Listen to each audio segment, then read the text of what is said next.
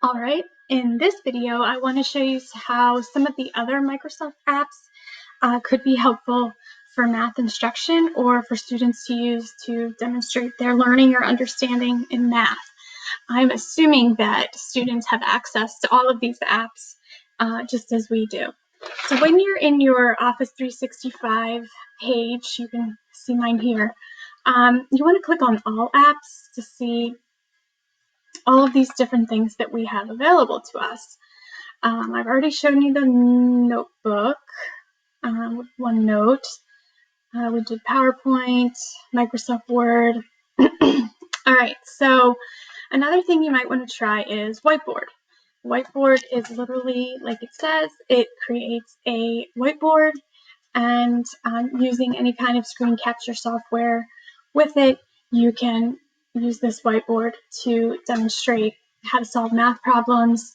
It's really simple. You just have a couple different colored pens at the top. You have an eraser there, and you can share this with your students by adding them here. You can give them a link or invite them, and then they can see what you're drawing on there as well. They also then have access to write on that board if you want to give them that access. So that is one. Another one, if you come down here, these are some apps that Radner has connected to your 365, even though they're not necessarily Microsoft apps. The first one I'll point out is Explain Everything, and this you might have seen or used before. It's very similar to what I just showed you. It has a whiteboard. However, it has the screen recording software built into it. I don't want to take too much time here, but when you set it up, you get a white screen. You have text features. You can insert a video. You can insert pictures. You could put in a picture of a worksheet. And then you have pens, highlighters, all of these different tools that you can then write on the screen. And then it has a feature that you can record yourself as you're writing. All right, so that's I've used that. That's what I usually use on the iPad.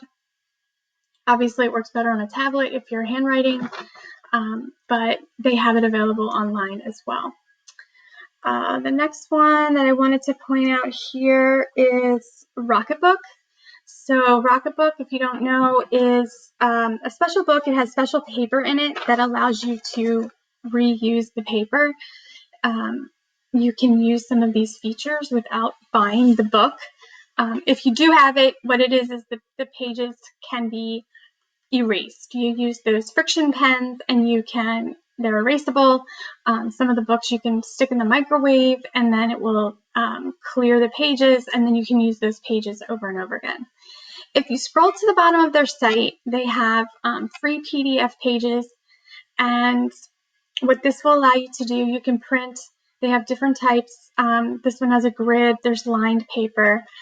And what they do, the kids would have to get the Rocketbook app on their phone, but then with these symbols at the bottom, you designate a location. So the diamond symbol, they could designate that as a OneDrive folder that is shared with you. So they could print the page, write their work on the page, and then use the Rocketbook app to scan that page. And if they check the circle here and they designate the diamond, they do that in the app, then it will save automatically to that OneDrive folder. You don't have to have the book. The pages aren't reusable then, but you can still easily load them to another website.